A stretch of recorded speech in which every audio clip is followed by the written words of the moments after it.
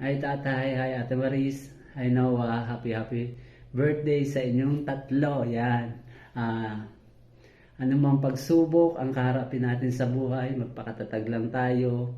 Lakasan natin ang ating pananampalataya at tibayan natin ang ating loob. Sabi nga sa Jeremiah 29 verse 11, "For I know the plans I have for you, declares the Lord, plans to prosper you and not to harm you, plans that give you hope in the future." Sabi nga, alam ng Panginoon ang plano niya sa bawat isa sa atin. Kaya, manatili tayo sa Kanya, at tibayan natin yung ating pananampalataya. At pagkat sabi niya is, ang pangako niya is not to harm us, but give us hope in the future. Kaya, magpatuloy tayo sa Panginoon, nawa kay tatay ay tanggapin niya na at kilalanin ng ating Panginoon. Amen.